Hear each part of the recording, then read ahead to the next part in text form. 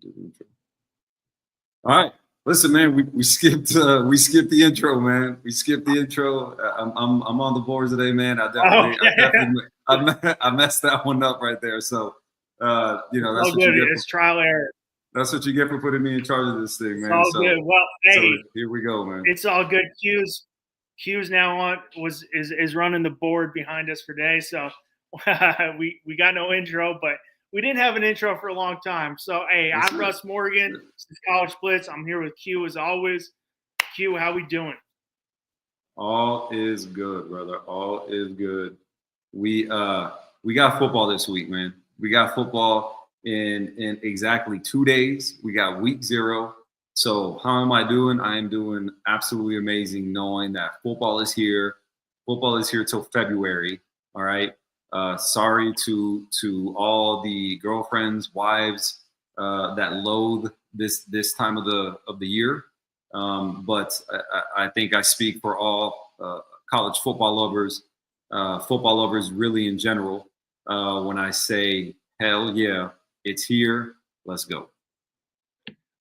You can't say that. Hell yeah, let's go. I mean, I'm jacked. I know it's going to be not the greatest games on Thursday, but I'm going to be watching. I'm going to be watching no matter what. And we got almost NFL's right around the corner. So I mean, we're right there. 12 o'clock on Saturday. We got a Big 12 matchup. Dude, I'm ready, man. Look, Iowa State. I mean, it starts Thursday. It starts Thursday with Farmageddon. All right, the Battle of the Midwest, Iowa State, Kansas State, right? So looking forward to that. Saturday. That's Saturday. Is it Saturday? I thought it was Thursday. No, Thursday's USF Boise State. Oh, okay. Well, damn, that's my bad right there, man. I totally missed out. I'm sorry, guys. Cincinnati, Nebraska, I think Thursday too as well. Okay, all right. So we're still in the plains in Nebraska. We're still in the plains. I just had the wrong team. Yeah. But yeah, man. Like I said, it starts Thursday, regardless, and I'll definitely be in front of the TV watching that, man. I'll be out of town, but I'm definitely gonna find a way to get in front of the TV and catch those opening games, man. Because again, man, I've been waiting for this, now for better part of about 7 months. And I'm ready, man. I'm ready to get this thing going. I'm ready to see what this college football season brings, man. But tonight, lots of big action on Thursday. UCF goes Thursday. Oak State goes Thursday. Houston goes Thursday. Okay. Nebraska goes Thursday. Nice. Okay. Yeah, man. So we got some powerful football, man. We got some powerful football. Nebraska, Cincinnati. Oh, maybe. Yeah. Everything else is Stephen F. Austin or something like that. Yeah, man. I'm like I said, look, it doesn't matter. It doesn't matter which teams are playing. I think, like I said, I think everybody's excited. Joshua Kimmel, as a boomer who believes the SEC should actually have southeastern colleges, I need some convincing why I should watch again. It's college as football. A boomer, well. I mean, listen, come on, boomer sooner, dude. Yeah. Listen, man. Look, let me start. So real quick, I understand. I get why with Oklahoma's history, right, and where they've been in terms of a conference. I get maybe it's hard maybe to buy in, right, in terms of the new conference, right? But listen, man, this is what you have to embrace now, man. There's no rhyme or reason geographically and what have you in terms of where these schools are located. You look at the ACC, man. You got schools in California. The Atlantic Coast Conference has schools in California. They have Stanford and Cal, right? So I think unfortunately, man, for the traditionalists, this is the new way of college football. This is this is what the sport being run by the TV networks does, right? These kind of the end of your traditional geographic rivalries and everything like that, and I guess unfortunately that's kind of how it goes. Now, fortunately for Oklahoma, right, they end up in the SEC, and obviously the SEC being one of the your big two really right now when you look at them in the Big Ten. And man, that they're making a ton of money. And obviously, when you're in that tax bracket, when it comes to Boomer is an old person, and not Oklahoma is an old. Boomer as an old there. person. Gotcha, man. Look, man, I mean, I think I was going off Boomer sooner. Yeah, that's what I was thinking. My sister went to University of Oklahoma, so like she's like, they say Boomer, you got to say Sooner. That's how it is, Yeah, But, that's. I'm with you. I think it's tough not seeing those rivalries anymore that we don't get. Like the Nebraska Oklahomas of the day, 100%. or Nebraska Tech, like those good ones you don't get, and it's definitely weird. Seeing like Stanford, Cal in the ACC, or seeing UCF in the Big 12. I think that's definitely hard, but I mean, I think we've definitely, it is a business now, and it's it's all about money, and we're going that way. And I mean, this has probably been happening for a while before, in the mid 2000s been talked about that this is going to happen, but it's definitely tough not seeing those rivalries as much. Luckily we still have, Ohio State, Michigan. So, I mean, you still have some of those classic rivalries we see, but I mean, it's just how college football is now. Yeah, Josh. Again, sorry for the for the confusion on the Boomer side of things. That Boomer as an old person, I'm sure you're young, spry. You're just a spring chicken, my friend. Yeah, man. Look, the old days are exactly that, man. They're the old days, And again, listen, even though we figured out what which Boomer you actually mean, really nothing changes, right? I think as a Boomer, you miss the old days, right? And really that's what we were talking about. The new school and kind of the new alignment of things, right, is such that I think geographically, right, we're losing a lot of that stuff, right? Just to go back to what I was talking about, it's not the same thing, right? I mean, if you were around, I'm not sure exactly, where you're watching from, but right, the Southwest Conference and things like that, the big, was it the Big Eight, right? Stuff like that, where obviously maybe, yeah, the right, the Pac-10 and before everything changed and everything, right? And so, man, this is a new landscape of college football, man. The only thing I'll say about that is, you really now week to week, you really do have a slate of huge games, man. It really is, it's again, it's not traditional, but week to week, you really you don't lack for big games, man. These teams now, the new teams from the Pac-10/12 now being in the Big Ten, has given you some really great matchups in terms of, you got Oregon and USC, and you got Washington and Penn State, and you got all these kind of cross-sectional type games that you didn't have previously. And so I think it'll take some getting used to, man, but I think just like anything, once this thing really starts to get going and we're a few years down the line, is it traditional? No, it's not, but I think we're really going to get some good games, and we're really going to get some new rivalries that develop from these new alignments in terms of conferences that are going to give us, man, some great games and some stuff that I don't think we're going to be mad at when everything just kind of really gets going here a couple years down the line. I also think people get used to it, but I also think in all sports in general, I think we start getting used to things too easily. And then as a fan base, I'm not going to say myself in general, will start complaining like they did with the BCS, like they did with the 14 playoff, and then they expanded the 12. They'll start complaining, and then they'll make rules, and then we'll get used to it, and then they'll change it again.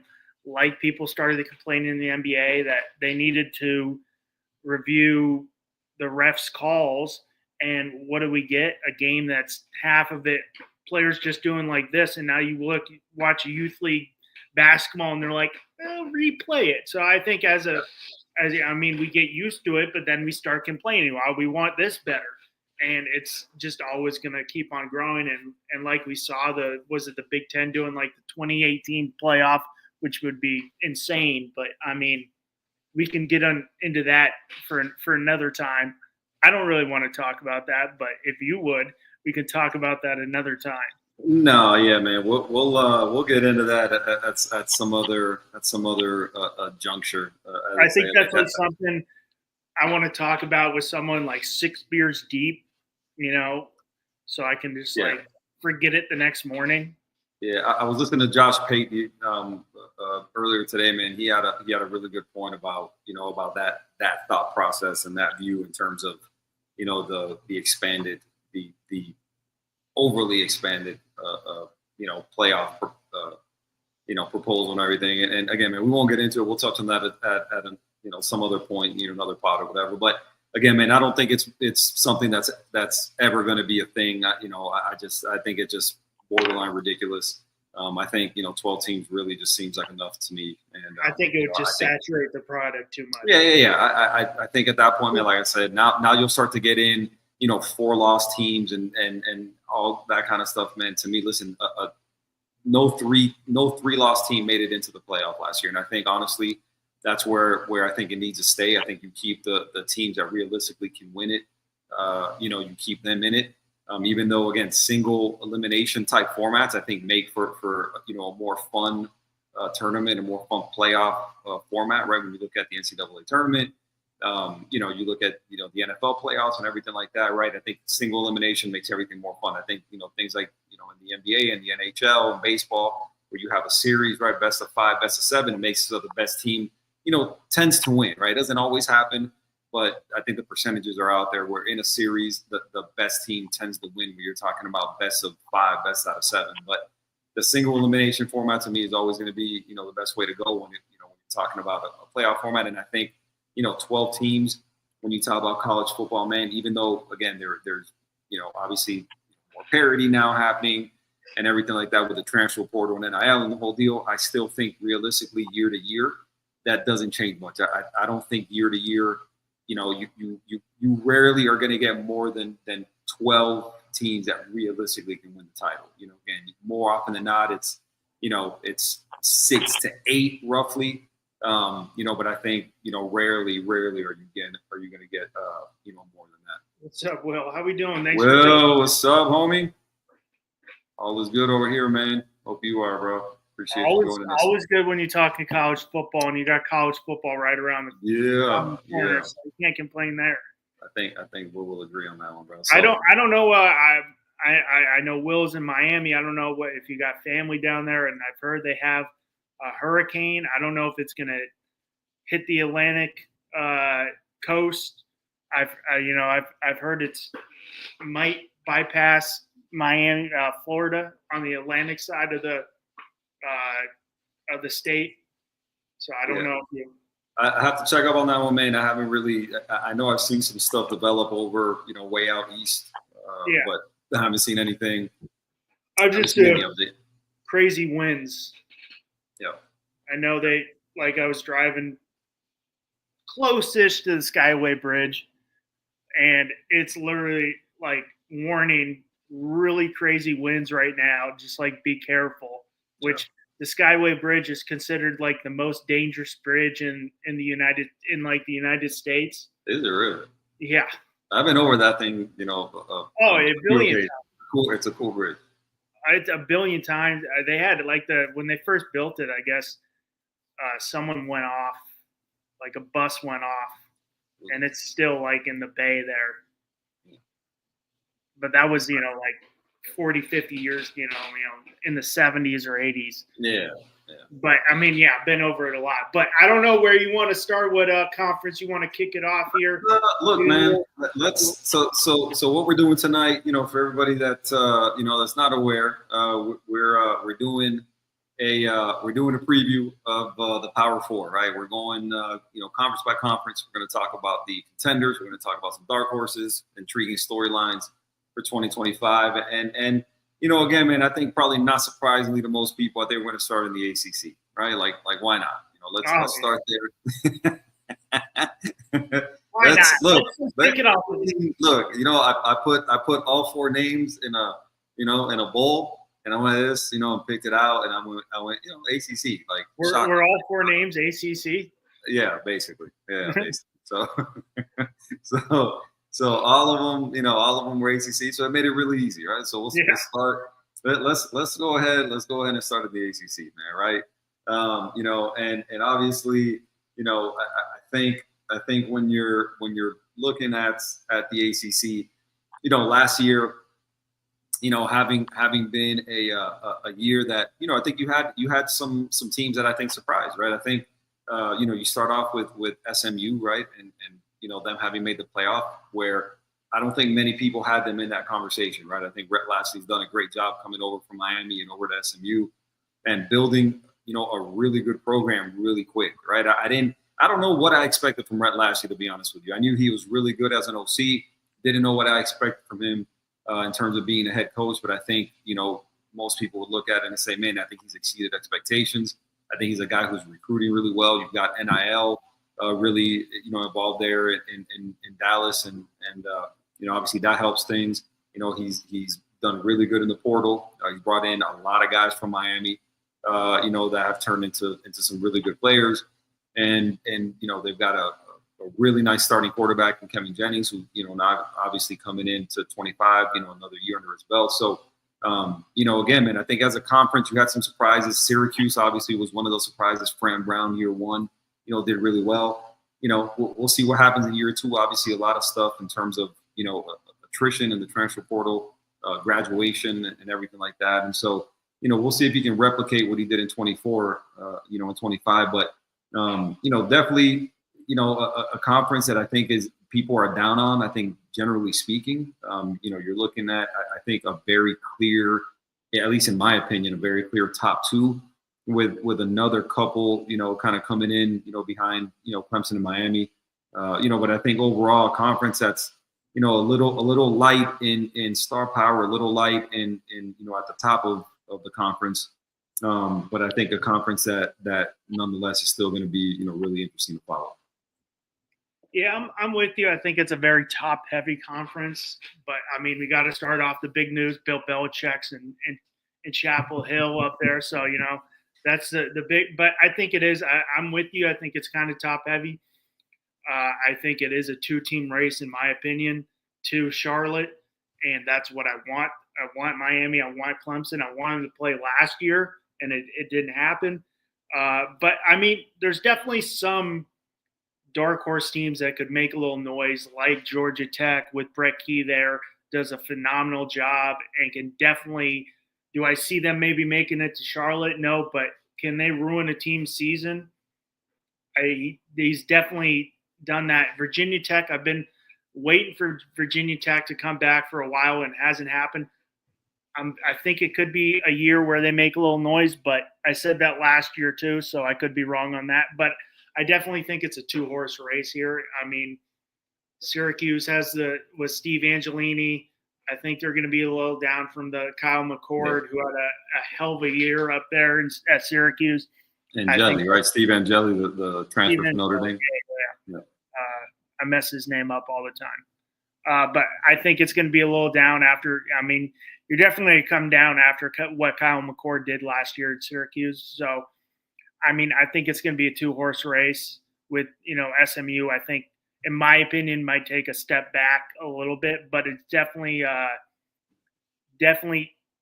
think it's easy for an SMU to be competitive, even though they're not taking revenue off the ACC network. Was it 9 years? I want to say it was something like that. I don't think it's quite 9 years. I think it's a little bit less than that. I think it's in that like 4 or 5 year range. I think. Don't hold me to it, but I know for but it's easier with their alumni base and where they're located in Dallas, because they've got a strong alumni base, and the money, as we've seen at A&M and at Texas, it's different in the state of Texas, So I mean, was I on SMU last year? No, but was it a huge surprise because what Texas pulls in, what they probably have their alumni base, SMU, not overly surprised, but I didn't pick them. But I think it's a two-horse race for Charlotte this year, in my opinion. Yeah, look, man, I think it's really easy, when you're looking at the ACC. And I don't think it's a lazy take, right? I think for obvious reasons, you're looking at the top two teams, what most people consider the top two teams.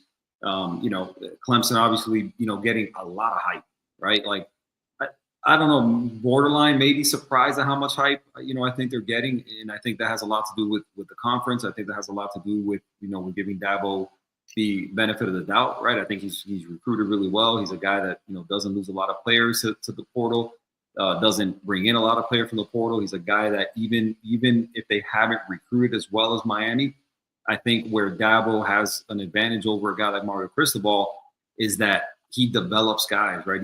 His recruiting classes have, in Mario's time there have been higher, more highly rated than Clemson's. But I think Clemson has done a really good job of the guys they bring in, man. They develop them, they keep them, right? The guys don't enter the portal, and they're guys who develop into really good players, all conference players, guys that have a chance to be drafted, right? And so, you're looking at both teams in terms of Miami and Clemson, and I think it's really easy, to say, hey, listen, these are clearly, they're at the very least the two most talented teams, right? So on paper, there's not another team in the conference that's more talented than Clemson or Miami. I don't think that's even up for debate. I think it's very well established, that's the case. But I think when you're looking at some of these dark horses, right, and I don't think there's a lot of them really in the ACC, but to me, one of my dark horses, honestly, man, I think is Georgia Tech, right? I think when you're looking at what it is, that they've got, man, Brenke has a really good thing going over there, man. This is a guy who coached under Nick Saban. He's a guy who's a disciplinarian. He's a guy who's, coaches his players hard. And I think he's got a good thing going down there, man. I think this is a team, that runs the ball really well, right, with Haynes King at quarterback. Testament to the fact that they probably should have beaten Georgia last year in Athens, right? A great game, 8 overtime game. He comes back. They've got, talent at the, tailback position. They've got a good O-line. They're good at receiver, even though they lost their number one receiver, who ended up being the number one receiver in the portal. He and Eric Singleton transferred to Auburn. But again, man, I think a team that is a lot of people don't really mention them when you're talking about, the powers in the ACC. But I think a team that you're going to see, as the season goes on, I think you're going to see, that is a team that's going to contend. I was looking at I think the over-under for them, I think it's 7.5, if I'm not mistaken. And honestly, man, I'd be inclined to go over. I think this is a team who's going to win some games, and this is a team who's going to be a pain, for the conference in general. And I think this is a team who, in terms of dark horses, I would have Georgia Tech right at the very top of the list when it comes to the ACC. They got 2 first-place votes in the preseason poll. Based on what I'm seeing, the media has them finishing 4th behind Clemson, Miami, and SMU. But man, listen, I would not be surprised to see this team, land some big wins during the season. Hey, James, thanks for tuning in, man.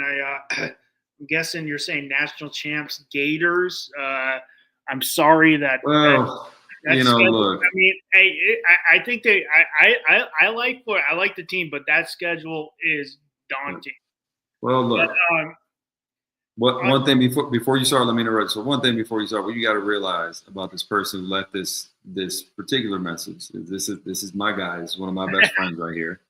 And so he likes to do things like this, right? He likes to just, he talks a little bit. He's a Gators fan, and he likes to drop in and do stuff like this. So, my guy, appreciate you tuning in. Appreciate you commenting on the your thoughts on the entire thing. I slightly disagree, right? But we'll get to the SEC here in a little bit. But that's what he does, man. He's a great dude. He's a little confused at times, and this is a clear indication of that. He's confused from time to time, but I love him anyway. That's my guy. That's my brother. And we'll address those comments here really soon. But clearly, I disagree with your thought or with your prediction of the national champs. So knowing the only thing that always trips me up on Clemson is they always find and I honestly think they will be in Charlotte is they always find a way to have one of those slip games like they did last year. Yes, they kind of fell ass backwards into the ACC title game, but Clemson always seems to have one of those two games where they kind of play their opponent down to their level. They end up losing. Did they lose to NC State last year? No, they did not. Their three losses were to Georgia.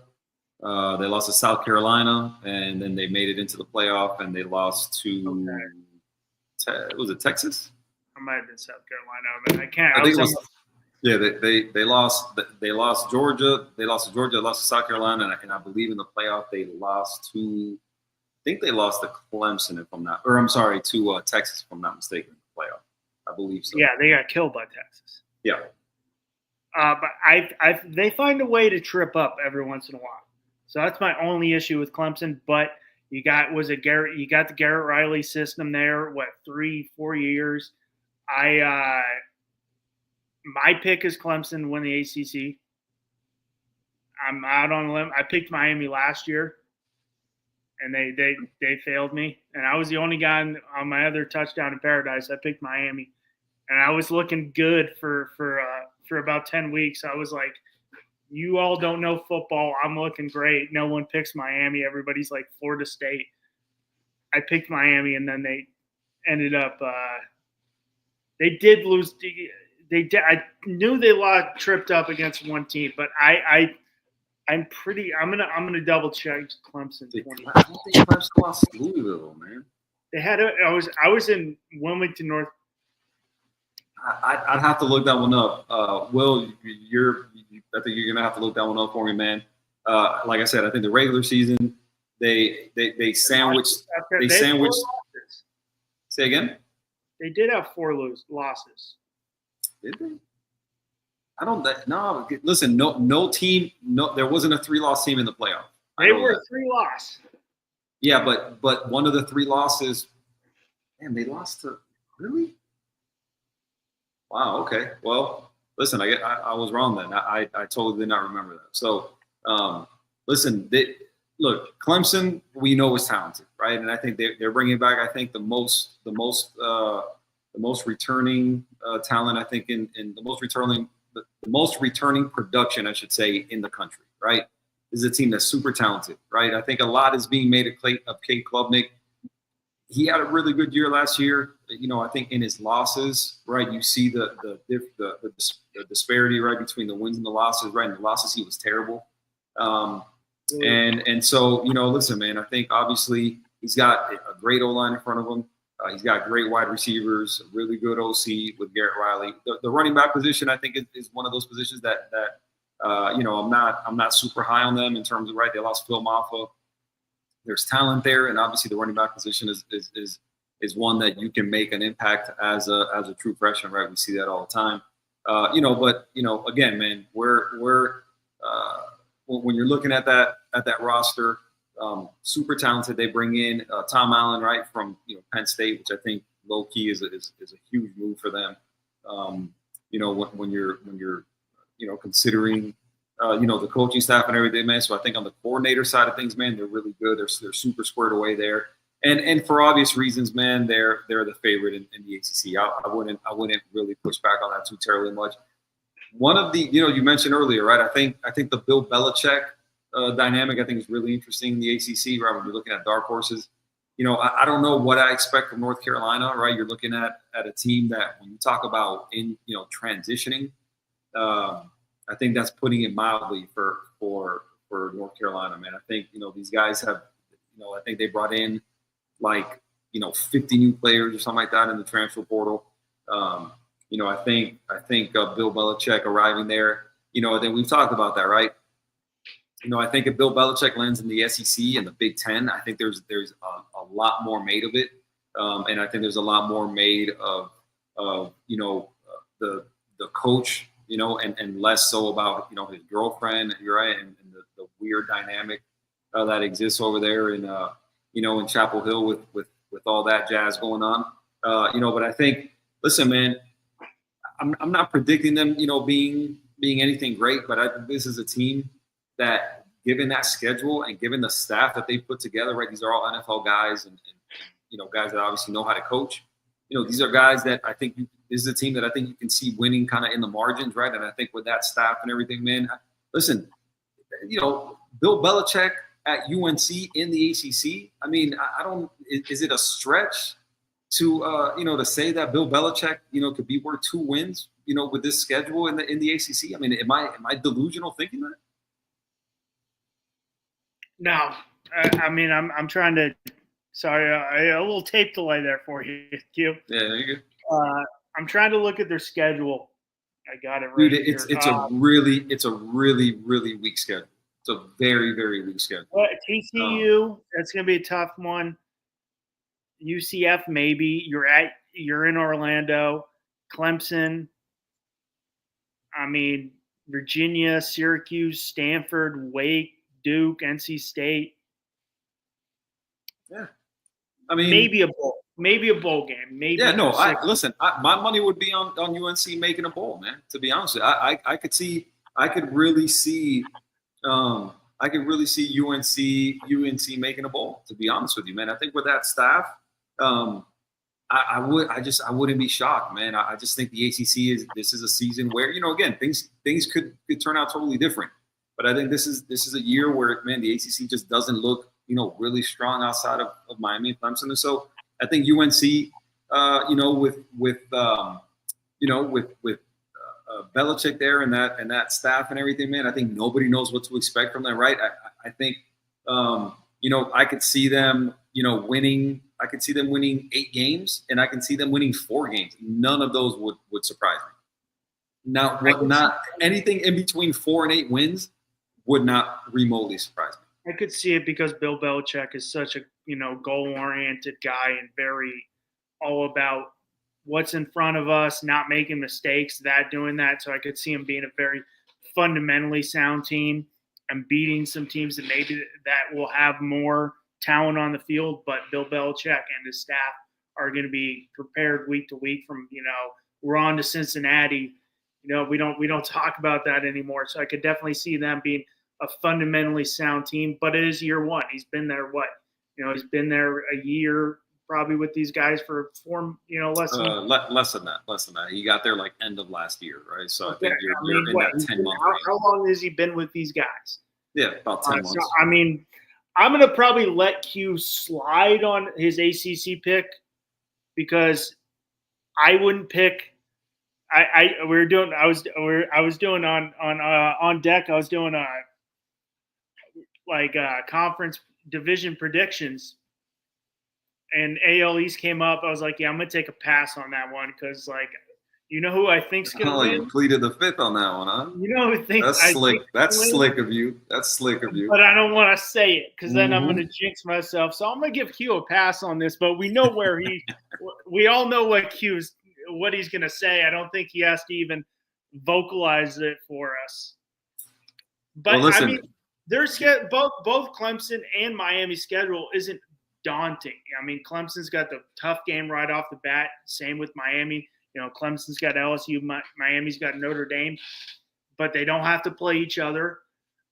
So it's not an overly daunting schedule on both sides. I mean, partially because the ACC is down, but I mean, I think Clemson Miami be an interesting storyline where you would have Dabo who basically runs the ACC and Miami looking for their first ACC title since what they came over in 2004. Yeah, they've been there for about 20 years. Yeah, look, man, I think to kind of wrap up the ACC talk, man, I think it's really easy, right? I think you can make the case for a couple teams. I think when you're looking at Miami's schedule, I think there's definitely some games that I think they've got 4 true road games. I think every one of the road games concerns me for obvious reasons, right? They go to SMU, right, which is going to be their first game outside of the state of Florida when that happens. I think it's it's November 1st or 2nd or something like that. Then they, their next 3 road games are at Blacksburg, they're in Tallahassee, they're at SMU, they're at Pitt, and they're at I think it's Florida State, SMU, Virginia Tech, and Pitt. I think are their four road games, and I think SMU, Pitt. Yeah. And I think for very obvious reasons, as a Miami fan, I think you look at those games, and I think there's definitely cause for concern, right? I don't think they're at the point where, this isn't a program that has arrived at the point where they can overlook anybody. I think, Mario Cristobal has to prove that he's going to have his guys ready and not trip up with some of these teams that are clearly, less talented than they are. But I think this is a year when you're looking at, listen, in college football, you're looking at the playoff last year. The teams that were contenders for pretty much all the same reasons. The lines of scrimmage, right? Offensive line, defensive line, quarterback, cornerback. And when you're looking at the ACC, and when you're looking at the most talented teams, who are Miami and Clemson, you're looking at those four positions for me. Offensive line, defensive line. Both of those teams are loaded at those positions. Quarterback, same. Cornerback, Clemson is obviously super talented at corner. In Miami now, I think, after the debacle that was the DB's situation last year, I think you're looking at 25, and I think they turned that weakness into a strength. So for me, at the risk of sounding like a homer, I think there's some teams that could contend, right? I think Louisville is one of those teams that I think, with a new starting quarterback, right? Miller Moss, obviously the quarterback whisperer over there, and Jeff Brom. I think that's a team that could be a thorn in people's side. I think Georgia Tech could be a really good team. But I think when it's all said and done, I think for very obvious reasons, I think the ACC championship December 6th comes down to Miami and Clemson. And obviously I'm going to go, with a very homer pick. I think this is the year Miami breaks through, and I think they win the ACC. I was going to give you the pass on it. I was going to let you plead the fifth, but hey, wait it. Just take the bullet. I respect it. You just like, hey, I'm going with my team, Yeah. But I remembered when I was like, I knew they lost one bad game. Clemson, my brother got married in October, and my sister-in-law went to Clemson. So all her friends at the wedding were from Clemson. So we go out Saturday and they're all watching the game, and we're watching the game. They're just getting more bombed because they're just getting more angry. The wedding was on a Friday. All right. It wasn't on a Saturday or Sunday. My brother knows better. You don't a wedding during football season isn't on the weekends. It's on a weekday because you got college football on Saturday. But I knew they lost one. I couldn't remember it, but thank you.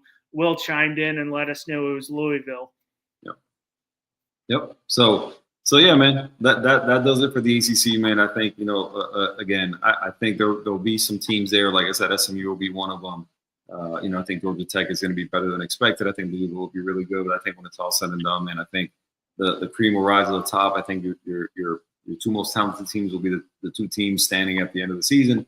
And again, man, I've got Miami winning that conference for the first time ever. So let's move on to the SEC, man. I think a very natural progression, and once again, man, a conference that's looking stacked. A conference that for the first time in a long time doesn't have a new head coach. I thought that was kind of interesting. And a conference that, man, when you look at it, man, interesting storylines as always. I think you start with the defending conference champions, which are Georgia, loaded again. Obviously Alabama will have something to say. And then right after that, man, you've got really interesting storylines, man. With Texas now starting Arch Manning and so on and so forth, man. So what do you think about the SEC this year? I think the SEC is very wide open. In my opinion, I don't see this as the SEC as like a two-team race. I could see, in my opinion, in the SEC, 4, maybe 5 teams being able to take this title home. I think the SEC has gone into ebbs and flows where it's like, hey, we're the best conference, but we have 1 or 2 teams that are really dominant, and everybody else is average. Or we're SEC is just like, hey, everybody's dominant and we're just beating the shit out of each other. I think that this is this type of year. I could see an LSU, an Alabama, Georgia, Texas. I like South Carolina. I could see. I don't know about South Carolina's got a tough schedule this year, but I mean, Florida. Florida could be really good, but their schedule is daunting. It's tough. So I think this is a year of a very strong conference, but I don't see one, in my opinion, just because Arch is at Texas. I don't see him as a clear cut favorite just because of Arch Manning. I mean, I see the potential, and when everybody talks about Arch being number one pick next year, I'm like, yes, potential. He's number one pick. I was a baseball scout. All we did in baseball scouting, especially at the high school ranks, is projecting. And I'm like, yes, my projection for Arch Manning, I think he's going to be good because of his bloodline and his act. He's smart, but I mean, we're projecting him to be good. We project Texas to be good, but then you got a great storyline with Garrett Nussmeier, who could be the best quarterback in college football at LSU. Yeah. Listen, the SEC, man, always has storylines, galore right before the season starts, right? Again, like I mentioned, for the first time in a long time this year, coaching, a new coach isn't one of them, right? There's no new coaches in the SEC. But I think there's definitely some coaches, man, that I think are on the hot seat when you're looking at, the expectations, as it relates to, NIL and, and the whole deal. Sam Pittman at Arkansas, I'm surprised he came back. Sam Pittman was one of those guys that I think a lot of people were projecting to be fired. They didn't fire him. He comes back for another year. Really I've been surprised he's been there a couple of years. Yeah. He had a couple good years early on in his tenure, right, coming over from Georgia. But it's kind of fallen short a little bit here the last couple of years. Hugh Freeze is another one, man, at Auburn. I think, Auburn has a really, really talented team, right? You're looking at, I think, for me, and for my eyes and what it is that I'm looking at for them, man, we'll see what the quarterback position brings, man. I think, you bring over Jackson Arnold from Oklahoma. I think he's an underwhelming, quarterback really for what you're looking to do. I think a guy who was highly recruited, but, a guy who hasn't really developed like I think people thought he would. Obviously has some competition behind him, with a guy like Deuce Knight, who's expected to be at some point in the season, have something to say about that quarterback position. So I think Hugh Freeze is squarely on the hot seat if this thing doesn't go, the way I think, Auburn people wanted to go. Auburn boosters and NIL, people are wanting this thing to go. We'll see. Brent Venables is another one, man. I think, a lot of people are picking them as kind of a dark horse type team, bringing over John Mateer from Washington State, Ben Arbuckle from Washington State, also, as an OC to coach Mateer, team who reloaded in the transfer portal, but I think a team who has a lot of stuff to correct in terms of the offensive line. Last year they were awful. The offense was absolutely terrible under Jackson Arnold. So I don't think he's as bad as he showed last year. He just didn't have any help. But I think the defense is going to be really good again. But we'll see, man. This is, again, if they don't do well this year, I think Brent Venables will end up being on the hot seat, and I wouldn't be shocked if they're not good to see him not come back. And then Billy Napier. Right, I think Billy Napier. Name's been on that chopping block for a while. Of all the seats, I think I would say Sam Pittman's seat is probably hotter because I don't think Arkansas is going to have a great year this year. I think even with what people have been clamoring for in terms of Billy Napier and that team, I think Billy Napier has a little bit more job security than Sam Pittman does. And I think even with this schedule that Florida has, I think they've got enough talent there where I think, this is a team that, again, I'm not expecting them really, like I've heard a lot of people, not a lot of people, but I've heard a few people mentioning them as a playoff contender. I don't see them making the playoff coming out of the SEC, but I think this is a team that if they win 8 games, then I don't see how you fire Billy Napier.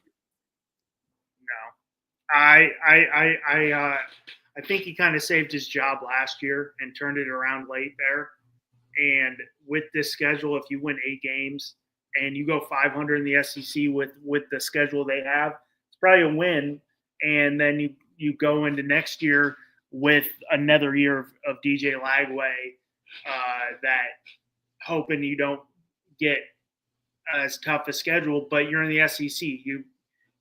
Flip a coin. It could be a weaker schedule, or it can be, very tough like Florida's getting. I'm also, looking at the down in Tuscaloosa there. What is Caleb DeBoer's seat like if they have another 9-3 season, because they've been so spoiled with having the greatest, could honestly say the greatest football coach ever. I mean, you can put him up there, NFL and college, greatest football coach, and Nick Saban. What are the boosters there and all the NIL people and all the alumni if they have another, 9-3, which would be for most programs not named Alabama? That'd be a very good season, but it's the University of Alabama. Would his seat be, or would it be, hey, next year you better be in the playoffs if we're 9-3 and you lose to Vanderbilt and you get killed by Oklahoma like they did last year? I mean, you had Nick Saban on game day. It was like, hey, the one team we're not worried about is Vanderbilt, and then they go on to lose. And then they score 3 points in Norman there. Is his seat hot, or is it what level of heat do you think he has? Do you think it's a little warmer, or is it, hey, win, or hit the bricks? Listen, man, I think first and foremost, Kalen DeBoer has won every argument, right? And so now, you're looking at him being at Alabama, and like we talked about, I don't envy his position, right? Because you never want to be the guy that follows the guy, right? You want to be, the guy that follows the guy that followed the guy, right? And I think everybody knows what I mean by that, right? But I think, listen, 9-3 last year, obviously a disappointment. They didn't make the playoff, right? Which obviously is catastrophic, in Tuscaloosa, right? Those guys don't make the playoff. Everybody's pissed off and the whole deal. But, again, I think I don't think you could be super surprised, right, based on year one and taking over for a guy like Nick Saban. I think, you look at the quarterback position and a guy like Jalen Milroe, who, a great runner, not a great passer, and I think a guy who, had some peaks and some valleys last year in terms of a passer, a guy who never really, materialized into, what I think people wanted him to be, again, which was, a great pocket guy, and we'll, appreciate the comment right there. But yeah, you never want to follow a legend, man. You never want to be the guy that follows the guy, right? And so, again, man, but when you're looking at this team, obviously big time injury here recently with Jan Miller, who was the starting running back, who, I don't think he's out for the season, but I think they're expecting him to miss, maybe the first month of the season. But man, listen, you're looking at this team, again, you're starting a new quarterback in Julian Sain, right? Which, again, who knows? Who knows what happened with him? Obviously, a guy who's Ty Simpson. I'm sorry, Ty Simpson. Excuse me. Julian Sain transferred to Ohio State. So Ty Simpson, a guy who isn't a freshman by any stretch of the imagination. A guy who's been in the program now for a few years, and so super highly recruited kid, but a guy who really hasn't played a whole bunch, right? But one thing you don't have to worry about is who he's going to be surrounded by. Great offensive line, great at running back, one of the best receivers in the country, and a great, wide receiver core in general. And then what most people are predicting to be a top 5 defense in the country, right? And so, when you're looking at, again, at a guy like Ty Simpson, you're looking at the blueprint that Alabama has used in recent memory, or when they've been really good under Nick Saban, and they've won with quarterbacks who weren't great. And I think Ty Simpson kind of, fits right there in that same mold where, a guy like A.J. McCarron and a guy, like Greg McElroy and everything like that, they've won, and the guys haven't been great. I think, if this guy comes in, right, as a veteran, right, a guy who hasn't played a whole bunch, but a guy who's not a freshman, if you get this guy to come in and under new OC, right, Ben Grubb, who they brought in from Seattle, right, who's worked under Kalen DeBoer previously, a guy who obviously knows what he's doing on the offensive side of the ball. But this is a guy who, if you get Ty Simpson to come in and just get the ball to his playmakers, then I think this is the team that I don't think you have many questions about outside of the quarterback position. And I think, this is a guy who, is going to be surrounded by a ton of talent, and a guy that if he doesn't beat, if he doesn't turn the ball over, he just gets the ball to guys like Brian Williams and everybody who's going to have around him, and lets the defense, do its thing. I think this is a team that, me personally, I have going to the SEC title game. Well, I mean, I like it. I think it's wide open. Looking at Bama's schedule, I mean, it's not Florida's schedule, but I definitely see a 3-horse race, or 3-4-horse race, and I forget about Texas, but I always think Big 12 Texas. Just like when I was looking up, I was like, I knew Nebraska played on Thursday, so I go to ESPN, I put in Big 12. I go, oh, they're not in the Big 12 anymore. Just because I associate Big 12 with, Nebraska. But, I mean, you got Florida State week 1, Louisiana, Monroe, Wisconsin, at Georgia, at Missouri, at South Carolina, at Auburn. Is this a 10-win team? I think 10 wins is very possible for this team. But like you said, it's all going to come down to Ty Simpson. Can he minimize the mistakes and let his athletes do it, play, which we've seen with McCarron, Greg Mac Jones, with Greg Mac McElroy, who I should know because he was the Jets quarterback for a couple games too. I mean, and we all see what Mac Jones' NFL career so far, and he was a hell of a quarterback his senior year at Alabama. Can he just minimize mistakes and let his athletes play with, he's a solid running back room. Alabama's offensive line is always loaded, and you have one of the best wide receivers in college football. And for 6-7 weeks there, we were talking about Ryan Williams being the best receiver in college football until Jeremiah Smith just blew up. Yeah, it was Jeremiah. I mean, they were both great, but you're telling me Ryan Williams was he's great. No, 100%. Yeah, listen, the second best wide receiver in college football is not a bad place to be. I mean, call it what it is, right? Two true freshmen, which is rare to see in terms of it's not rare to see a true freshman being really good, clearly, but when you talk about their place in terms of the national landscape and being the two best wide receivers, in college football, that's definitely out of the ordinary. But again, I think Ryan Williams, not as just physically, dominant as a guy like Jeremiah said, but still a guy who is just an absolute stud. I mean, look at the Georgia game and what he did to those guys. Absolutely tore them up. But again, man, look, if we're looking at the SEC for my liking, I think there's a clear top 3. I think if you want to add LSU to that kind of top tier guys, or top tier teams, I should say, Alabama, Georgia. I think you have to include Texas, even with their attrition. I think they're a team that's still loaded. We haven't even talked really down in depth about Arch Manning. I don't think we really have to. I think he's going to be really good in that offense. He's going to be surrounded by a ton of talent. And then LSU, right? Garrett Nussmeier, I think he's going to have a good wide receiving core. Good O-line. I think the defense is going to be really good, man. You got great DBs, great linebacker core. Week's a guy who's, preseason All-American. I think the guy's going to be really good. And then that second tier, man, I think for me, what I'm calling a second tier, in the SEC, again, you're looking at a team like Ole Miss, right? Breaking in a new starting quarterback. I was going to say Tennessee. I think they would have been there for me if Nico would have stayed. I think I'm really hard pressed to put him in that, particular tier, in that second tier, given the fact that I think the quarterback position, I think, is really in flux, and they lost a lot in the offseason. So we'll see how that goes. But I think along with Ole Miss, I think you have to put Texas A&M, in that conversation. I think South Carolina with a guy like Lenore Sellers, and Dylan Stewart, who's going to be one of the best defensive players in the country. I think that team is going to be really good. A lot of people aren't really talking about them. I think sneaky, right? I think Missouri is a really good team, right? I think a team that quietly, last year, I believe they won 10 games.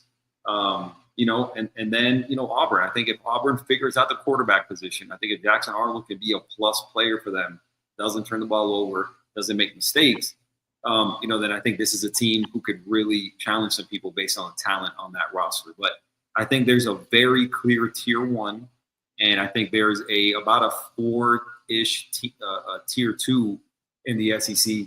And I wouldn't be surprised really to see any of those, 8 or so teams, contend to make it to Atlanta. But I think when it's all said and done, for me, for my liking, I think Georgia takes a slight, maybe, step back because of the schedule. And I don't think Gunnar Stockton is great, to be honest with you. I think the defense is still going to be really good. I don't think the offense is going to be great. But if you made me choose 2 teams right now in terms of the SEC, I've got Alabama and I've got Texas in the SEC title game. Yeah, I'm a little different. I'm going LSU, Texas.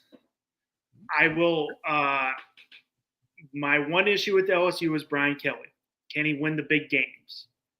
He has shown year in and year out through his 10 year at LSU. At Notre Dame, he couldn't win the big games. But I think he gets over the hump with it this year. So I'm going LSU, Texas. I would really watch out for South Carolina. I think that South Carolina team last year was 1 to 2 plays away from making the college football playoff. 1 to 2, losing by 3 there early. I would really watch out South Carolina being a dark horse with the defense they have, with Lenore Sellers being in that offense, with Frank Beamer balls rolling down there in Columbia. Frank Beamer's kid. Yeah, Shane Beamer, Beamer ball. But I'd really watch out for South Carolina. But I do think at the end of the day, Texas LSU is my pick in Atlanta. Yeah, I could definitely. I mean, that definitely wouldn't surprise me. I could see. Like I said, when we talk about the top 4 teams, again, I think Georgia will be really good. I don't think they'll be in the SEC title game. Again, would I be surprised to see them there? No, I wouldn't be surprised to see Texas. Wouldn't be surprised to see LSU. Obviously wouldn't be surprised to see Alabama. And again, man, I think there's going to be some games where, again, a team like South Carolina, is going to show out. I think, again, you've got a lot of quality in the SEC. I think, when you're looking at them, I think across the board, they'll reestablish themselves as the best conference, in the country.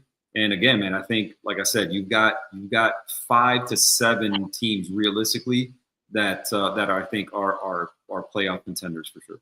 The one thing on Georgia's favor is their schedule. They do not play a tough games. They play the toughest games at home. They play the toughest games at home, but the schedule, I wouldn't call it. Tennessee on the road.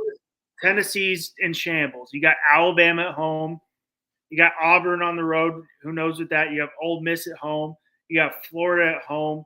You got Texas will be at home. Will be their toughest conference game, but that's at home.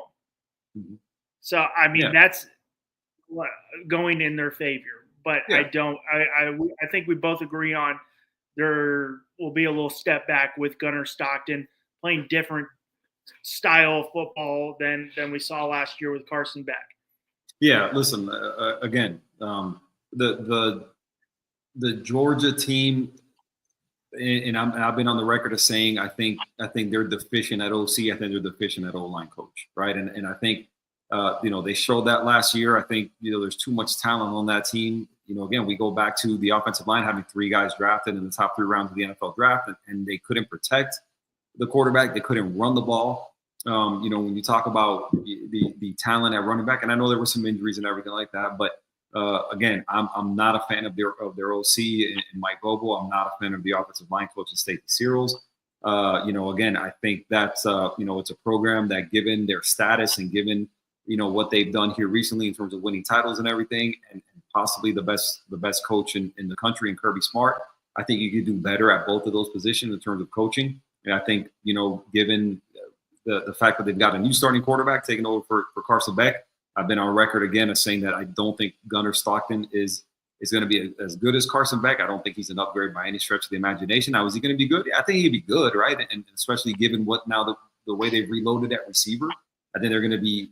I mean, the receiver position looks really good for them now, at least on paper it does, where it didn't last year with the amount of drops and everything. So again, I think they're still going to be good, but I just don't see them being better than Alabama. I don't see them being better than Texas. Even that'll be settled on the field, right? Because Texas is going to Athens, so we'll see how that goes. and I think that's going to be an absolute monster of a game. It's going to be insane. And then they've got, again, their three toughest games they've got at home, and then Florida they've got at a neutral site. So I think they've got that going for them. But I think when it's all said and done, I think they finish behind, at the very least, Texas and Alabama. Wouldn't be shocked if they finish behind LSU. But again, I've got Texas, I've got Alabama in the title game, and I've got Alabama winning that game. Ooh, roll tide for Q. Yeah. Going with the true blue SEC school, not this team coming in from Texas. The Big 12 coming in trying to take over their second year. I don't know. Moving into the Big 10. I mean, I think we can all say the Big 12 might be a little not as exciting as the three, as the last two conferences we're talking here. But moving into the Big 10. I mean, I think there's in my opinion, I think there's a lot more clarity on the top teams, but also I think it's pretty wide open. In my opinion, I mean, I know Penn State's definitely, the projected, obviously, what they ended up 3, so they're obviously projecting to win the Big Ten. In my opinion, big narrative in the Big Ten is last year is Ryan Day done if he doesn't win the national title? This year can James Franklin get his team over the hump with the talent he has on the field? I don't know if he can. Has he proven it? In my opinion, he hasn't proven it. Can James Franklin get there? I mean, this team that has so much talent on the field, that's number 3 in the nation, over the hump and win the Big Ten. Can he win the big games? Listen, man, and that's a great question. We'll see, right? I think when you're looking at the Big Ten, I think a lot less in terms of talent kind of spread out across the conference, right? I think this year, you're looking at, whereas you're looking at the SEC and a loaded top 4 and a very, in terms of tier 1, tier 2, you're looking at a lot of really good teams still. I think in the in the Big Ten, I think you're looking at a lot less in terms of, your tier 1 teams, where I think very clearly you're looking at a team like Penn State and what they bring back, right? A guy like Drew Aller, a quarterback who's super experienced, the best running back room in the country, more than likely. And then you're looking at a team like Oregon, who's replacing Dylan Gabriel, who was a Heisman finalist, with a guy like Dante Moore, 5-star kid, super, super highly recruited kid, who transferred in and everything like that. So he'll get the start this year from everything, that people are saying. And listen, I think that's where the power is in the Big Ten, right? Very obviously, again, I think with those 3 teams, and I think your second tier in the Big Ten, I think is a lot more muddled, right? I'm interested to see what Michigan does. I think there's a very clear entry in Michigan, given who they're starting, right? I think a guy like Bryce Underwood, right? When you follow, his trajectory and everything going on with him, the $10 million NIL man and the whole deal, right? Number 1 recruit in the country, right? This kid, I think 17 years old, if I'm not mistaken. And he's going to start for a team like Michigan. So again, man, I think, I'm really intrigued by what it is they've got going on in Michigan. We'll see if they can replicate the success, the recent success, having recently won a title, and everything like that. But listen, I think I don't know that this team is capable of winning enough to make the playoff.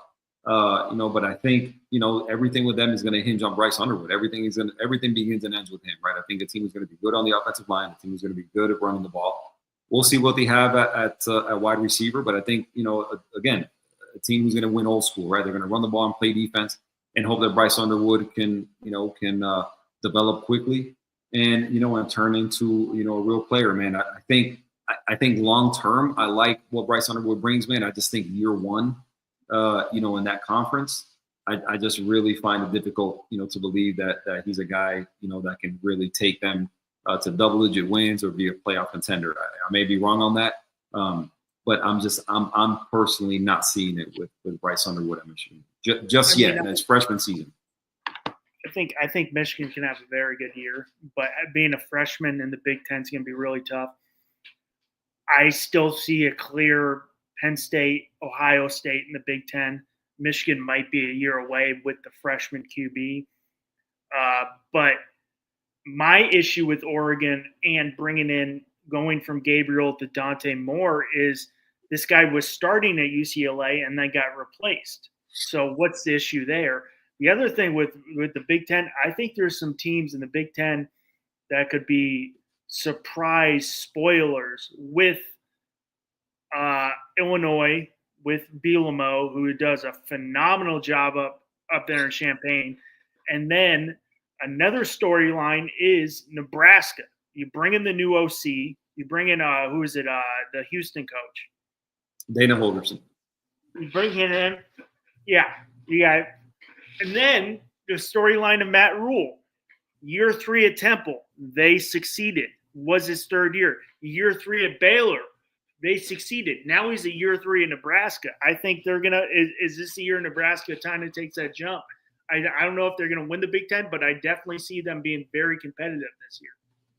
Yeah, listen, man. I think there again, right? The storylines that exist, in each conference, and I think that's part of the intrigue in terms of the conference, right, in general. And I think, listen, man, you're a guy like Matt Rule, who I think, right, the expectations, I think, were high, right? I think, you're looking at a conference or at a program in Nebraska who I think they've been trying to get back to, to their 90s, status, I think, for a really long time, right? The Tommy Frazier and Lawrence Phillips days and the black shirts and all that, right? And I think, they've just been in disarray, man, for just a really long time, right? And Matt Rule is expected to come in. Obviously, he had been fired, with the Carolina Panthers, big time hire when he landed in Nebraska, and I think one of those, I think you could definitely put them in the dark horse category. I think, you're looking at, excitement in terms of their starting quarterback and a guy like Dylan Raiola, right? Who I think a lot of people are expecting big things from this year. And I think you also have to look at, a team like Indiana, right? Can they replicate what they did in 24, right? They came in, first year of Kurt Cignetti, had a really good year. I think surprised a lot of people. I don't think they're going to be sneaking up on anybody this year, but we'll see what they bring. And then, listen, man, USC is the constant, they're constantly in the category of when are they going to, meet expectations, right? I think, Lincoln Riley is a guy who's always been, described as an offensive genius, a savant, and this and that. He's a guy who develops quarterbacks, who gets them to win Heismans and get drafted really high. But I think a guy who the luster and the shine has kind of worn off a little bit, I think, in my opinion, when it comes to Lincoln Riley, man. I don't think he's lived up to expectations. Left Oklahoma, he had a great thing going in Oklahoma, obviously for the money, right? No surprise there. And then you're looking at him going to USC and just not living up to expectations, man. I think the money involved and what it is that that he's got going on and everything, and still waiting for them to kind of to get over the hump, right? And I think that's what we're looking at again this year. Sorry, I'm not laughing at you. And listen, I agree. Not laughing at you because that is my lady right there, baby. I appreciate the the comment.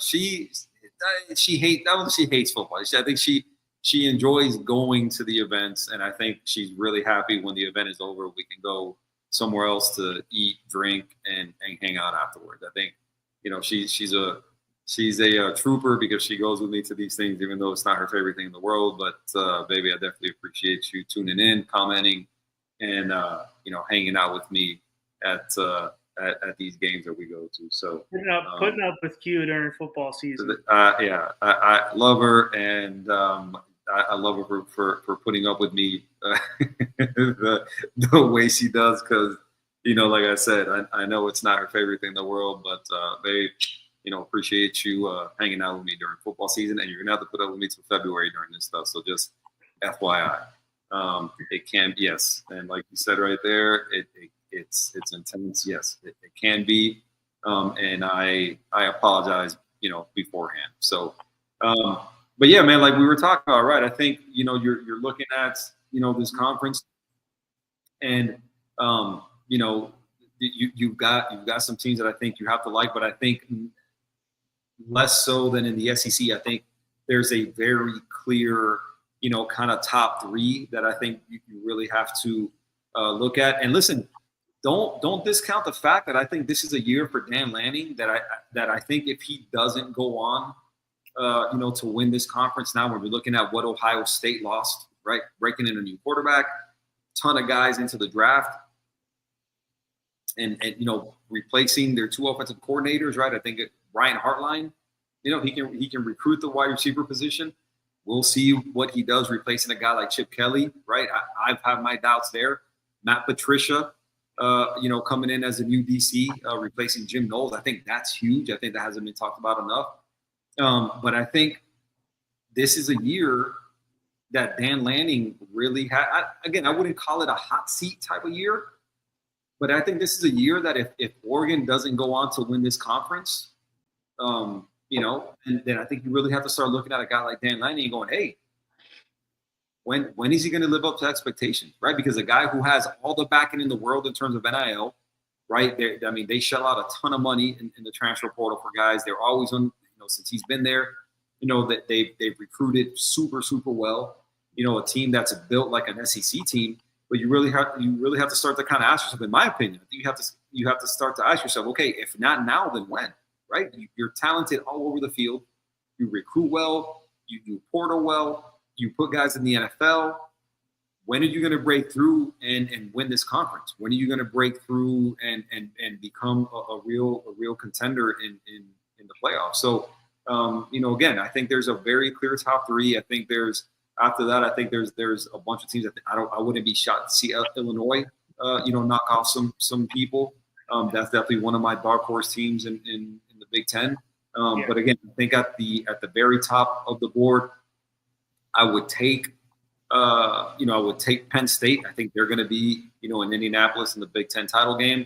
If I have to pick somebody else, I'm not going to go Ohio State. I think they've got a lot to replace. I think they've got a lot to overcome. I would go Oregon, and I would go Penn State over Oregon in the Big Ten title game. I'm tiptoeing my way for Penn State. I think they're just too talented, but it's definitely not confidently picking Penn State. I do think Ohio State gets there. I think they got too much talent on the field.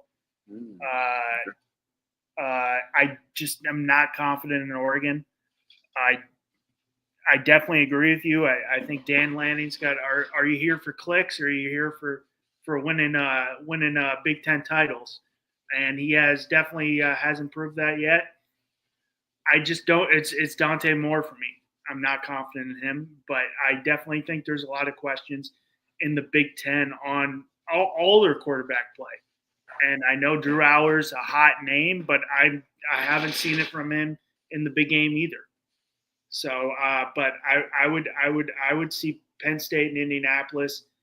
I'm going Ohio State. I'm going with the experience. I think they'll figure it out with saying, and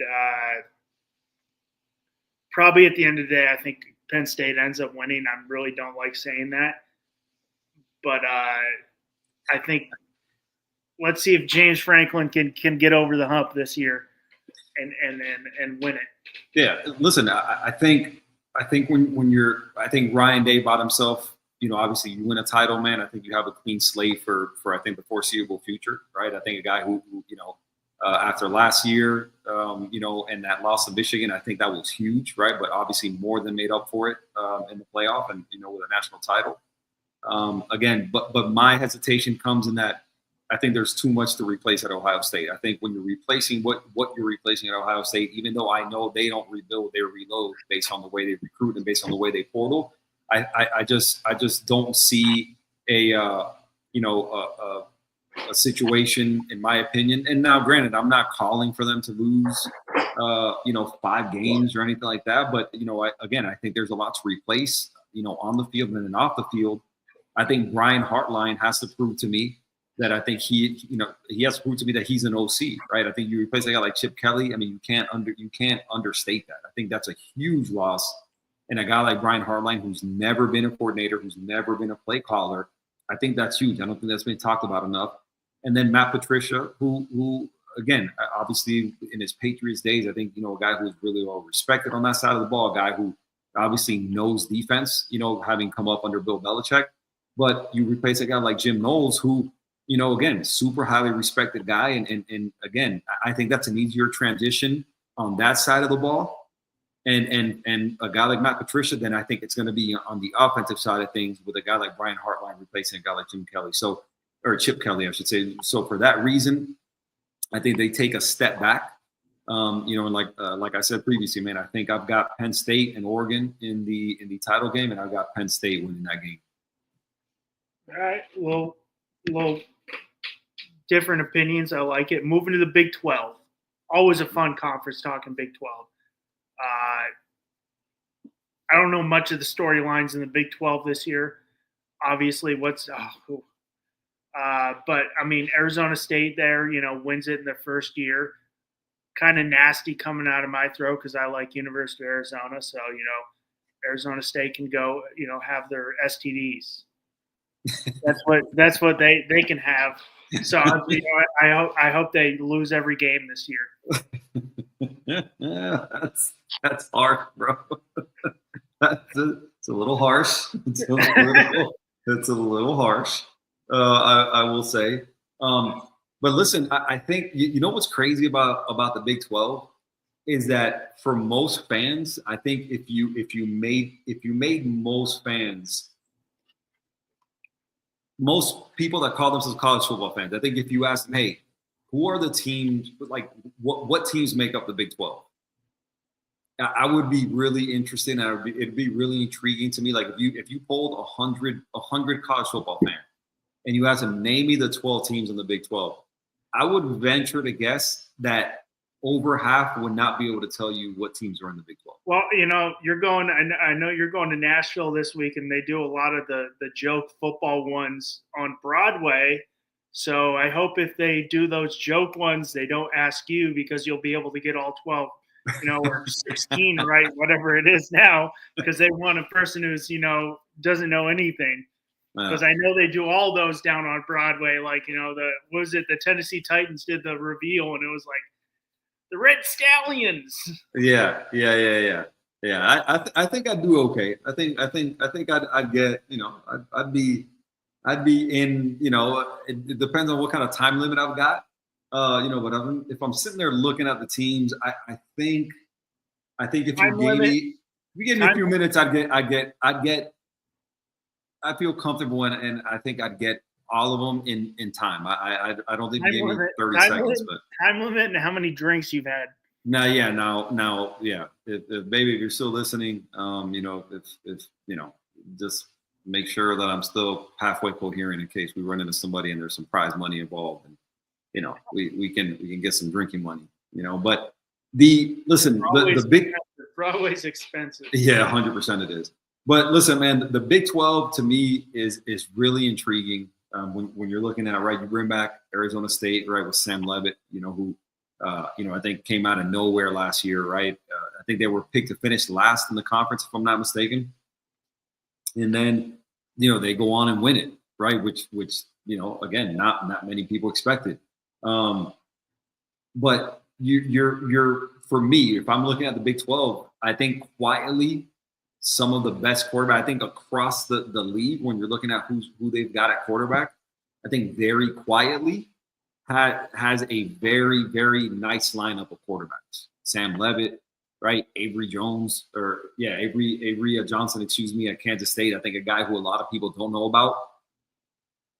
Low key, a guy that before Carson Beck committed, I was really hoping that he was going to jump into the portal and that Miami would be a contender for his services. I think this is a guy who a lot of people don't talk about, but a guy who is a dual threat guy and a guy who, is a really, really good quarterback. Low key, quietly, a very, very good quarterback. And he's not going to sneak up on anybody in the Big 12. I think the Big 12 knows exactly who he is. I think outside of the conference, I think he's a guy who a lot of people don't know about, but I think he's a guy who this year people will know his name, and a guy who I definitely would pick to be in the running for all your major quarterback awards. Utah, you can't ever sleep on Utah. Kyle Whittingham always has those guys ready to play. They're always good on the lines of scrimmages. When you look at offensive line, defensive line, they always run the ball. They always make it hard on you in terms of the way they play defense. So I don't think you can ever discount them. When you talk about the Big 12, and then I think what I would call, would I be wrong in saying that Texas Tech is the most intriguing team in the Big 12? Like, is there a more intriguing team in the Big 12 to you than Texas Tech? No, that was mine too. Definitely intriguing. I think they can make some noise and end up where they San Antonio, Dallas. For the Big 12 title game? Yeah. I think they played that one at Jerry World, don't they? Don't they play that one in they played at Cowboy Stadium, I think, if I'm not mistaken. So I think Texas Tech is definitely intriguing there. My pick for the Big 12 title games, Utah Baylor. Is my pick, because we all know my opinion at ASU, so I'm not going to say that team. Listen, I think Utah, Baylor, ASU, Kansas State, all fighting it out like they had last year. ASU, K-State, Baylor, Utah, all fighting it out for 2 spots like it was last year. Yeah, listen, I think the intrigue in the Big 12 comes, obviously, I think there's a lot of unknown in the Big 12. I think the Big 12 is made up of a lot of teams that, they're especially if you're in the Eastern time zone, obviously, they're teams that people kind of lose track of, if I'm being honest, right? I think Colorado is another team that I think, you have to kind of pay attention to. Coach Prime is always going to be one of those guys who's going to be making some noise, who's always going to be, a great sound bite.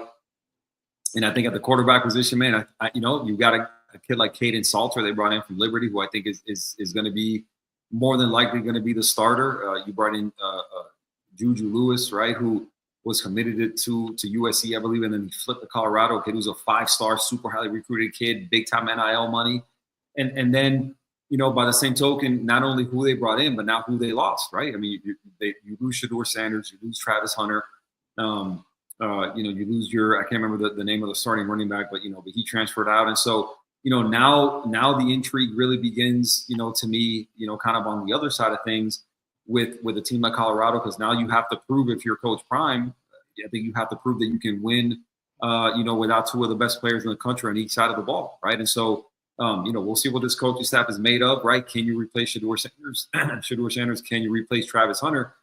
And we're going to see if they can really contend, right? They lose their defensive line coach to Miami, Damian Lewis, and I think he's a guy, who really made a difference on that D-line, transformed them from a defensive line that was terrible, in 23 to a defensive line that rushed the quarterback really, really well. I think they were top 3 in the country in terms of pressure rate, from the D-line. And so, you lose him to Miami, and again, man, we're going to see, right? This is a team that doesn't use doesn't recruit, at a high level. I think they're more interested in using the portal, to build their team out and everything. So, man, again, just another team, that might figure into the equation and might not.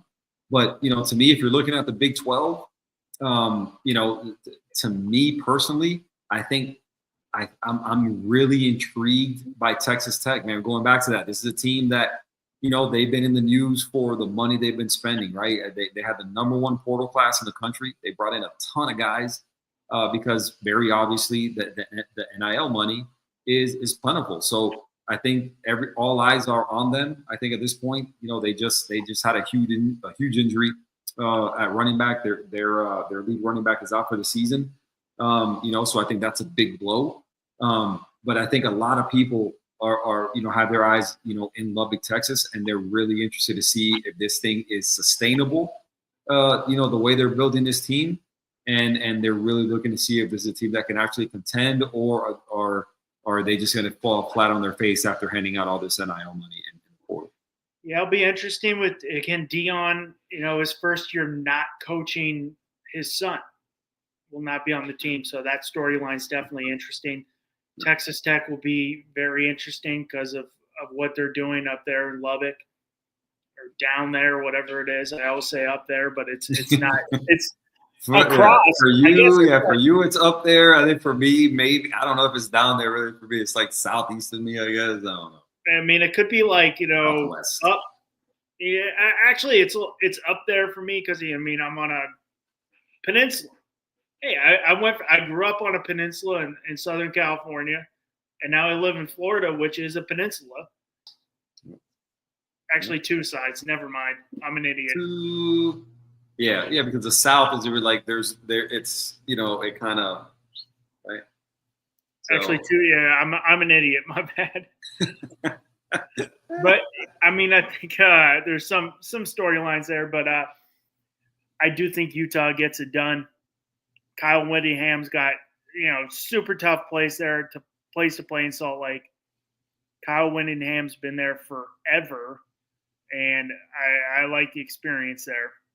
I don't know who their starting quarterback is. It's going to be Isaiah Wilson, but who did they bring in? No, Devin Dampier. They run in Devin Dampier. I think he was at New Mexico, if I'm not mistaken. Oh yeah, Dampier. New offensive coordinator. So, I think there's a lot of parity in the Big 12, which I in my opinion, maybe minus the ACC, I think there's a lot of parity in the Big 10, SEC, and Big 12 that you could see, 3 or 4 teams win the conference, maybe minus the ACC, where you would have 2 clear-cut favorites in Clemson and Miami. Yeah, listen, I think the Big 12, when you're looking at the Power 4, I think they're the toughest conference to predict. I think they're the toughest conference to to pick a winner in. If I'm being honest, at least for me, from my eyes and what it is that I'm seeing, and I think you're looking at where I think, to me, in all the conferences, right? I think the Big 10 is a very clear top tier. I think in the ACC, obviously very, very clear top tier. In the SEC, the Big 10, when you're looking at again all those 3 conferences, I think it's very obvious to see where the power is. I think there's a very clear top tier. There's a very clear second tier. When I'm looking at the Big 12 and I'm looking at all these teams and what it is they bring to the table, I think I find it hard to pick out, a top 3 or 4 than a second, like 3 or 4, because again, I think when you're looking at, the very top of it, Kansas State is projected as winning the most games, right? And you look at right after that, Kansas State, Arizona State, BYU, Texas Tech, Iowa State, Utah, Baylor. And I could really see any one of those 1, 2, 3, 4, 5, 6. I could see any one of those 7 teams right there. If you told me, if you picked 2 of those 7 teams and told me 2 of these 7 teams are going to be in the championship game, none of those teams would surprise me. Yeah. The 7 teams across the board, 7 teams would not surprise me. I think all of them are good to very good at quarterback. I think there's a lot of parity, in the conference, and I think of all when you're looking, come end of the season, and you're looking at what your experts, right, and the whole deal, we're picking in terms of the championship game participants. I think this will be the conference that will prove the most people wrong. And I don't know if you push back on that, but I think if you're looking at this in terms of projections, I think the ACC, right, fairly simple. Big 10 also, SEC maybe a little bit less so, but still, again, I think top 4. And the Big 12, I could see 7 teams making the championship game, and none of them would surprise me. Again, remember, Arizona State last year was projected to finish last in the conference, and they ended up making and winning the Yeah, I could see 6: Iowa State, Texas Tech, Utah, Baylor, Arizona State, Kansas State. BYU lost their quarterback, so we'll see what happens there. Will they take a step back? But I think there's very difficult to predict in the Big 12. But I'm going to go with the experienced coach in Utah for sure with me. You're going Utah. You're in Utah as your conference winner. I think Utah's going to win it. Yeah. Who do they play? Baylor. Oh wow, Utah Baylor. That's interesting right there. Interesting. But I got Utah 7-2 in the conference, Baylor 7-2 in the conference, ASU 7-2 in the conference, Kansas State 7-2 in the conference. Oh wow, so it's going to be like a to go down. The tiebreakers are gonna make the crazy. I mean, last year was crazy in the Big Ten too. I mean, you had ASU, Iowa State. The Big 12. Yeah, and the big ASU, Iowa State. There's one other team I'm forgetting that came down to like that last Saturday. It wasn't Utah. No, Baylor. Baylor won their last 6 last year. So yeah, man. Look, I think it kind of across the board again. I think this is going to be an intriguing conference based on again. I don't know that there's a clear winner. I don't think there's kind of a team that you look at and go, my money, without a doubt, right, it is going to be on this team. Really, not even to win it, right? I think to make the title game. Listen, I'm going to go a little bit off script on this one, right? So you went Utah Baylor. Is that what you did? Yeah. Okay. I'm going a little bit off script on this one, right? I think BYU, right? You mentioned the quarterback position. I think in flux, right? Obviously because of what happened there with with him transferring out. I'm really intrigued. I'm really intrigued by Texas Tech. Yeah, I think Texas Tech, man, with what they've done and in that conference, that I think with the influx of talent that they've had, I think you make it so that they can come out of that conference and make a title game. I've got Texas Tech, and I've got –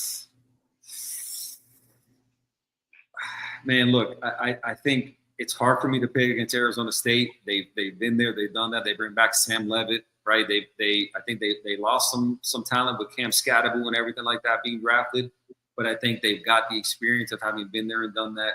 I think Arizona State and Texas Tech in the Big 12 title game, and I've got Arizona State repeating. I've got them beating Texas Tech. Versus what they got up there in Tempe. We'll see. You know about the nickname? What they for Texas Tech up there in Lubbock? It's called Raider Rash. Ugh. Yeah, you want to stay away from that Raider rash. Anybody visiting Lubbock, Texas, be careful, protect yourselves. That's what I coached. Stay away from Raider rash. I coached like an hour and a half out of Lubbock at a college. So a handful of the guys from Lubbock, they're like, "Yeah, don't go out in Lubbock to party. It's just you might end up with some you'll have a good time. You want to be careful, but you got to be careful." That's not it. That doesn't sound fun. That doesn't sound fun. No. A Brillo pad won't get rid of that. You want to be careful. Lots of bleach. But listen, again, people have mentioned, right? I mean, it's hard to recruit to Lubbock. In everything I've read, they've had to pay a premium, for their transfer portal class to actually go to Lubbock because of where they're located, right? I think it's not even though they're in Texas and you just assume, hey, listen, they're in Texas, all the talent there. They're way far out, and they've had to pay a premium. West Texas is different. Yeah, Texas is different. Yeah, I can't comment on it. Personally, just because I've driven through there, but never really done anything in West Texas. Not my favorite part of the country that I've ever been in. Me and my brother, we moved from. I helped my brother move from Philly to Fresno, and we drove through West Texas.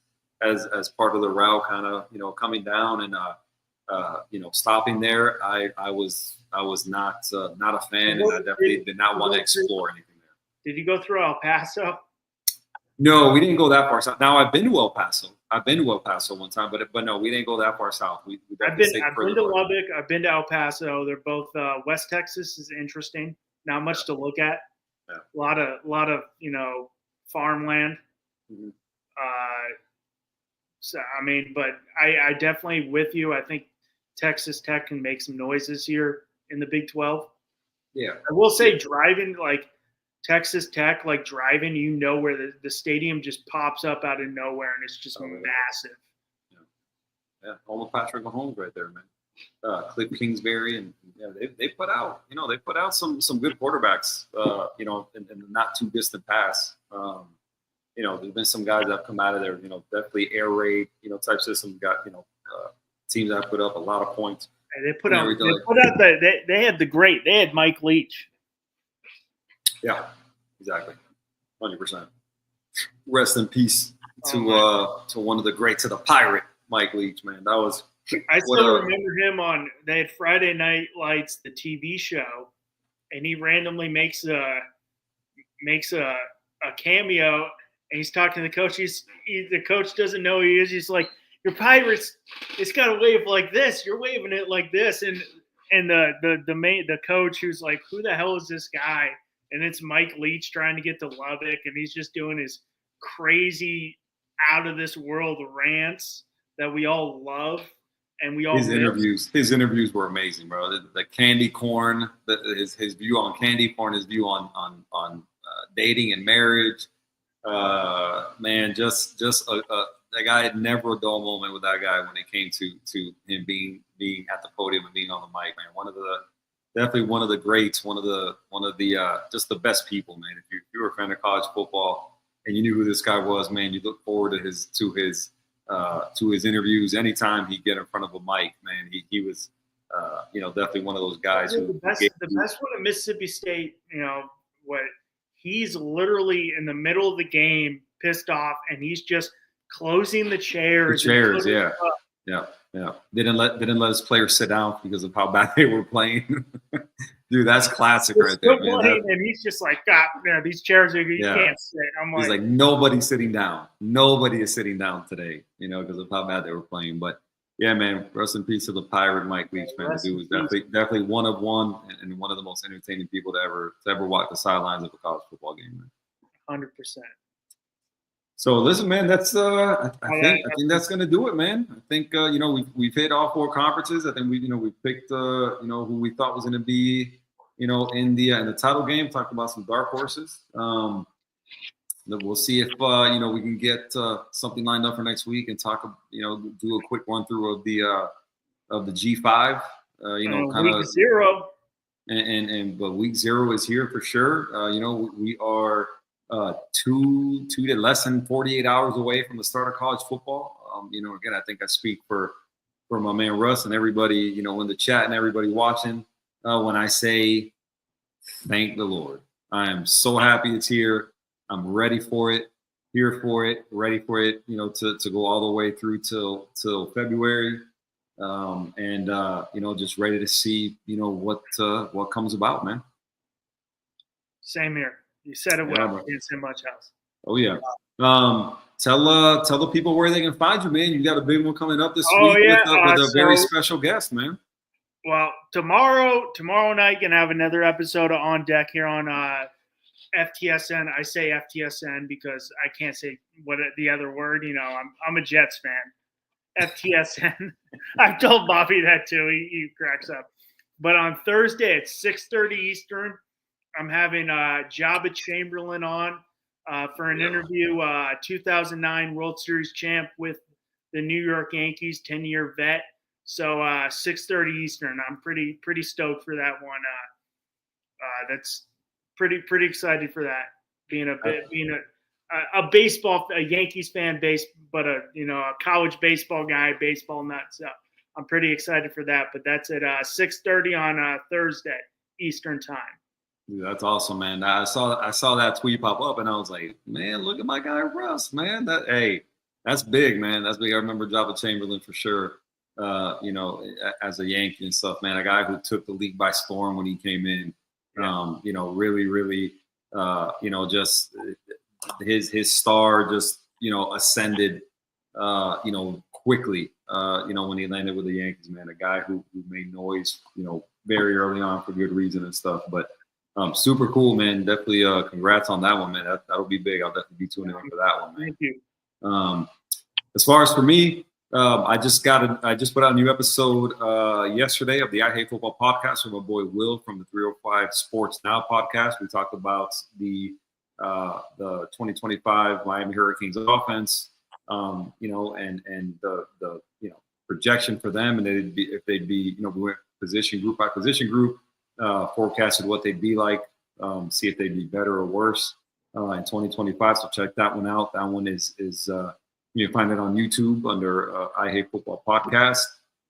Me and my boy Russ will be back next week. We'll line something up also, bring you another episode. Check out all the other, content on FTSN Extra. A lot of, great people, putting out a lot of great content. My boy Bobby, shout out to him. Thanking him again for, my intro, to my podcast, man. Definitely, came out, even better than I expected. So shout out to him for that. Everybody in the chat, definitely appreciate you guys tuning in and participating. We really, really appreciate it. Do us a huge favor if you haven't already, and you like what you saw tonight. Like, subscribe, tell all your friends about it. Tune in, help us grow this thing, and we'll have more content for you as the season goes along, man. We're ready, we're excited, and we're working to bring you guys some more good content, I should say. So from my boy Bobby, from my boy Russ, I am Q, and we will see you guys really, really soon on another episode of College Blitz, guys. Everybody have a great night, and we will talk to you very, very soon. Take care.